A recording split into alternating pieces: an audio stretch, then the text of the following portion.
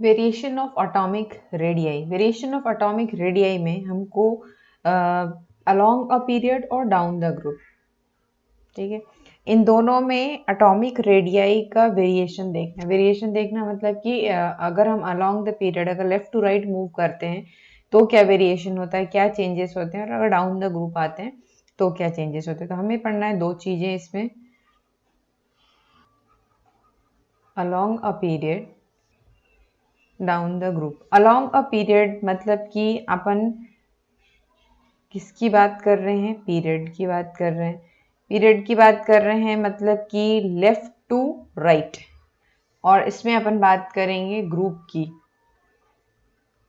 Top to bottom, ठीक। So this is from left to right,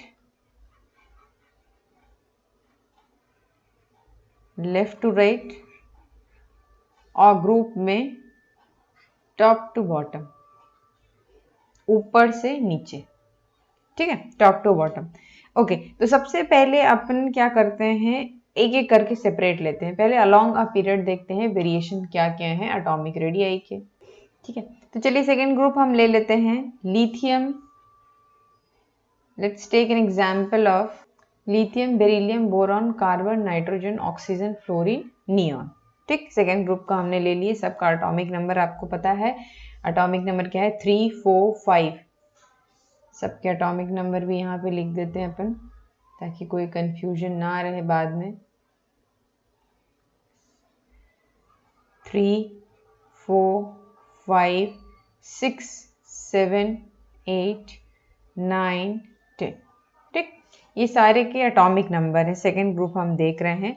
अब आप एक चीज समझो, अगर हम सिर्फ एक स्पेसिफिक एटम की अगर मैं बात करती हूँ, ठीक है, अभी आप एक चीज समझो कि ये एटम है, ठीक है। एटम के अंदर होता है न्यूक्लियस, ये न्यूक्लियस है। एटम के अंदर क्या होता है, न्यूक्लियस होता है, ठीक है। न्यूक्लियस में क्या क्या चीजें होती हैं, न्यूक्लियस में न्यूट्रॉन और प्रोटॉन। न्यूट्रॉन में क्या होता है, कोई चार्ज नहीं होता है, आपको पता है न्यूट्रॉन चार्ज कैरी नहीं करता है, there is no charge on neutron, ठीक है। प्रोटॉन पे होता है पॉजिटिव चार्ज, ठीक।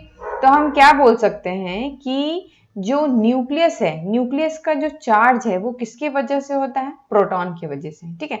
तो हम ये कह सकते हैं कि the charge of nucleus, charge of nucleus is due to proton, right. मतलब कि न्यूक्लियस का चार्ज किसकी वजह से, प्रोटॉन की वजह से, ठीक बात।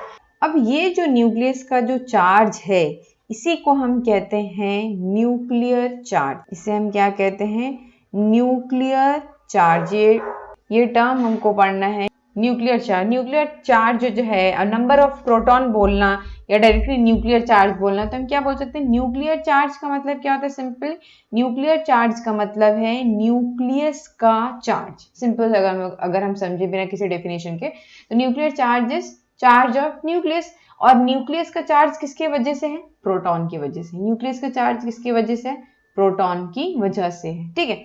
चलिए, तो अब हमको वेरिएशन देखना है कि अगर हम लेफ्ट टू राइट मूव करते हैं तो एटॉमिक रेडियाई में क्या चेंजेस आते हैं या क्या वेरिएशन आते हैं। सबसे पहले तो आप ये सब बेसिक चीज समझ लो, फिर इसके बाद आपको समझाएंगे कि कैसे ये इंक्रीज और डिक्रीज हो रहा है, ठीक। अगर हम 3 है, इसका कॉन्फ़िगरेशन लिखें तो इसका कॉन्फ़िगरेशन हो जाएगा 2, 1, इसका हो जाएगा 2, 2,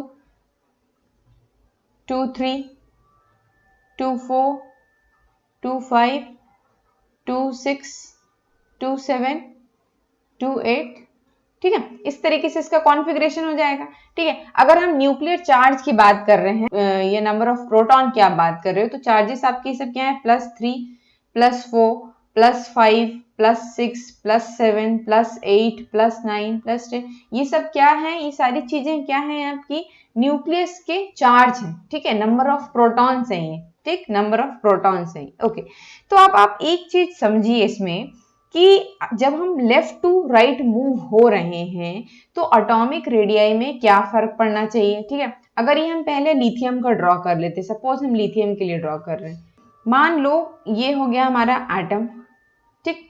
एटम के अंदर न्यूक्लियस, कितने प्रोटॉन है लिथियम के, 3 प्रोटॉन है, ठीक है। ये एक हो गया, ये हमने किसके लिए ड्रॉ कर दिए, लिथियम के लिए ड्रॉ कर दिए। एक और ड्रॉ कर लेते हैं हम, जिससे मान लो कि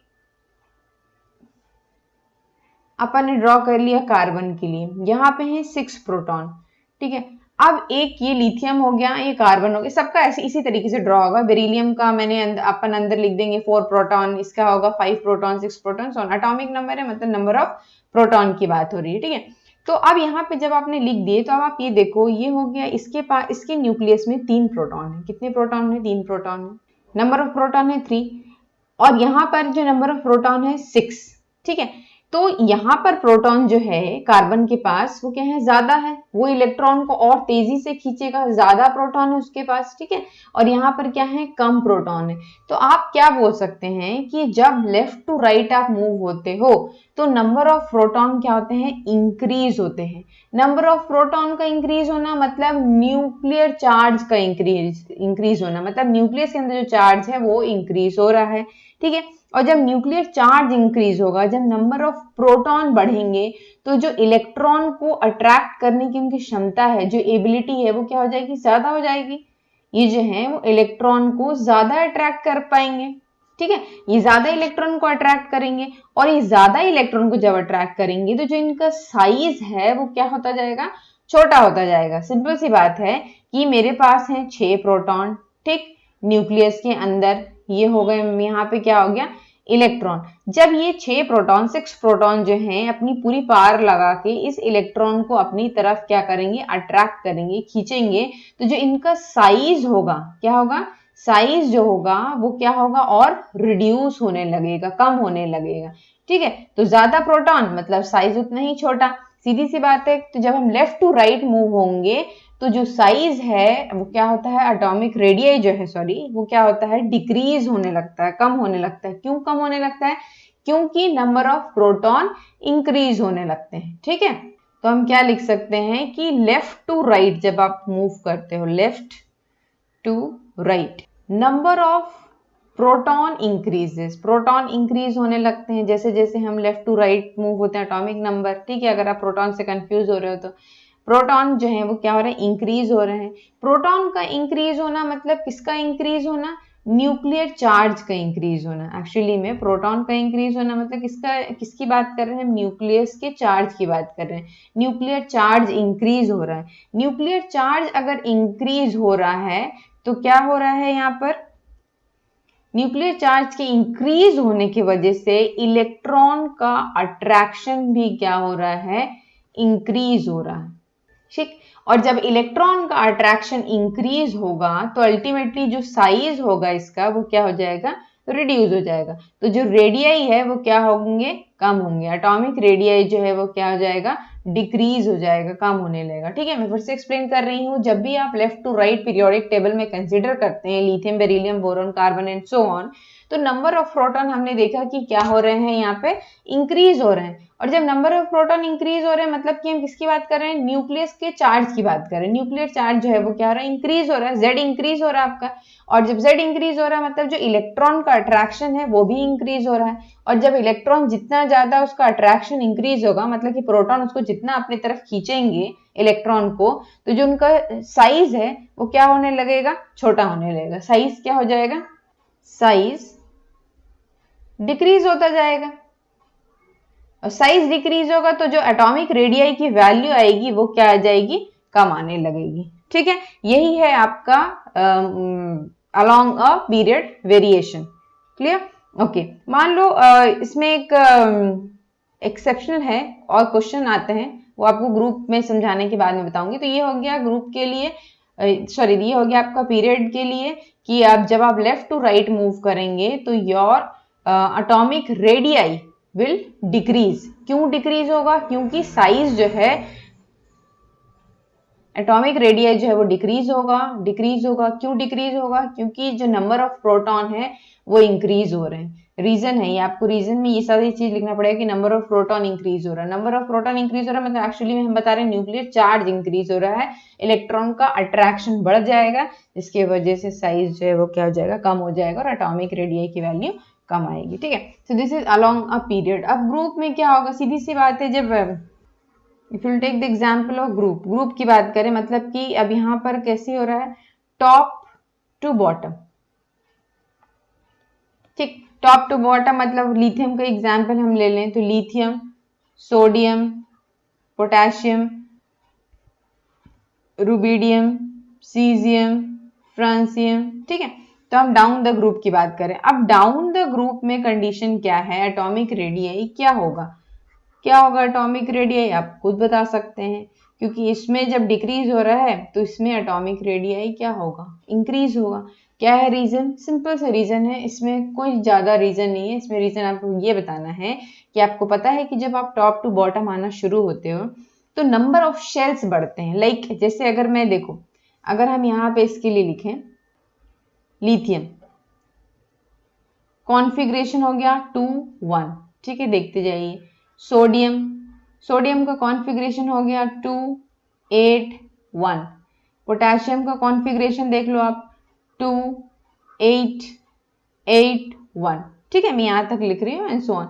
तो ये जो आपने कॉन्फ़िगरेशन लिखे, इस कॉन्फ़िगरेशन में आपको क्या समझ में आ रहा है, इसमें जो शेल्स है, नंबर ऑफ शेल, ये के शेल हो गया, ये एल शेल में है, ये हो गया के एल एम, ये आपका हो गया के एल एम एन। तो हम क्या एक चीज, क्या एक डिफरेंस देख पा रहे हैं कि जब हम टॉप टू बॉटम आ रहे हैं तो जो शेल्स है, नंबर ऑफ शेल्स, वो क्या हो रहे हैं, इंक्रीज हो रहे हैं। पहले कहाँ तक था, एल तक था, फिर एम आ गया, फिर एन आ गया।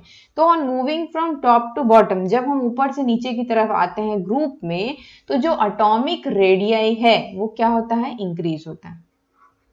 क्यों इंक्रीज हो रहा है, क्योंकि नंबर ऑफ शेल्स इंक्रीज हो रहे हैं। शेल्स इंक्रीज होंगे मतलब साइज बड़ा होता जाएगा। ठीक है, पहले सिर्फ एल तक इलेक्ट्रॉन सीमित थे, अब क्या हो गए, एम भी आ गया। मतलब पहले अगर देखा जाए तो मान लो पहले के शेल था, फिर एल आया। ठीक है, जैसे जैसे हम आगे बढ़े हमने क्या देखा कि एम शेल भी आ गया। तो शेल बढ़ते जाएंगे, साइज बढ़ता जाएगा। तो एटॉमिक रेडियस जो है ग्रुप के लिए वो क्या हो जाएगा, इंक्रीज होगा। क्यों इंक्रीज होगा, रीजन क्या है इंक्रीज होने का, इंक्रीज इसलिए होगा क्योंकि नंबर ऑफ शेल्स जो है वो क्या है, इंक्रीज होंगे। हमने शेल्स पढ़ा है क्या होते हैं, के शेल, एल शेल, ये सारे जो हैं वो क्या है, बढ़ते जाएंगे। जैसे जैसे आप down the group electronic configuration लिखोगे, आप देखोगे शेल्स बढ़ रहे हैं। इसका मतलब कि नंबर ऑफ शेल्स अगर बढ़ रहा है, मतलब जो रेडियस है, जो साइज है, वो क्या हो रहा है, बड़ा हो रहा है। तो एटॉमिक रेडियस की वैल्यू जो है वो क्या आएगी, बड़ी आएगी। ठीक है, एक क्वेश्चन अक्सर पूछते हैं, आप देख सकते हो, आपको जब भी आप पढ़ेंगे तो आपको मिलेगा कि फर्स्ट पीरियड की बात हो रही है। ठीक है, हाइड्रोजन है, हीलियम।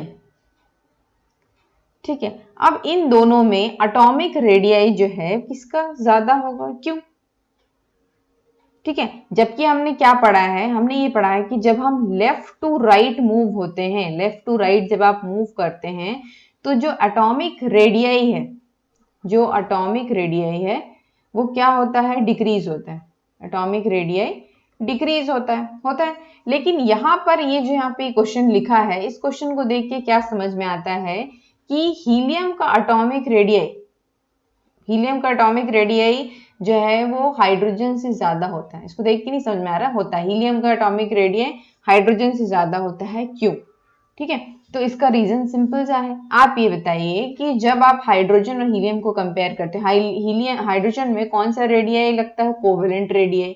ठीक है, हाइड्रोजन की अगर बात करो तो कौन सा रेडियस है, कोवेलेंट रेडियस। और आपको पता है कि कोवेलेंट रेडियस जो है इस तरीके से बनता है, ओवरलैपिंग से। ठीक, ओवरलैपिंग के थ्रू बनता है कोवेलेंट रेडियस।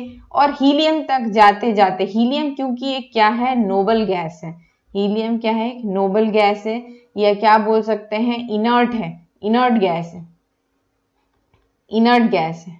ठीक है, तो इसमें कौन सा रेडियस या कौन सा रेडियस एप्लीकेबल है, हमने अभी इसके पहले पढ़ा था, वंडरवॉल्स रेडियस। ठीक है, वंडरवॉल्स रेडियस होता है किसके लिए, नोबल गैसेस के लिए। और वंडरवॉल रेडियस आपको याद है कि वंडरवॉल रेडियस में एक सीमित दूरी रहती है दोनों के बीच में, दो एटम के बीच में एक डिस्टेंस होता है, जिसके वजह से हीलियम का रेडियस हाइड्रोजन से ज्यादा होता है। ठीक है, एक डिस्टेंस रहता है, एक स्पेसिफिक डिस्टेंस की वजह से इनकी वैल्यू क्या आती है, ज्यादा आती है। हमने वंडरवॉल्स रेडियस में ऑलरेडी पढ़ रखा है। ठीक है, तो यहाँ पे अगर इस टाइप का क्वेश्चन कभी पूछे कि हीलियम का रेडियस जो है वो हाइड्रोजन से ज्यादा क्यों होता है, जबकि लेफ्ट टू राइट मूव होने में एटॉमिक रेडियस डिक्रीज होना चाहिए, इसका मतलब हीलियम का कम होना चाहिए, लेकिन हीलियम का कम नहीं है, ज्यादा होता है। क्यों होता है? क्योंकि वो एक नोबल गैस है, और नोबल गैस में वंडरवॉल्स रेडियस एप्लीकेबल होता, कोवेलेंट हो नहीं सकता। ठीक है, तो वंडरवॉल रेडियस एप्लीकेबल है, और वंडरवॉल्स रेडियस क्या है, एक स्पेसिफिक डिस्टेंस पे। ये हमने पढ़े हैं ना कि दो एटम जो है एक स्पेसिफिक डिस्टेंस में रहते हैं, बहुत पास पास ओवरलैपिंग भी नहीं कर सकते और पास पास भी नहीं रह सकते, जिसकी वजह से जो इनकी वैल्यू है एटॉमिक रेडियाई की, वो क्या आती है, ज्यादा आती है। ठीक है, thank you so much, God bless you.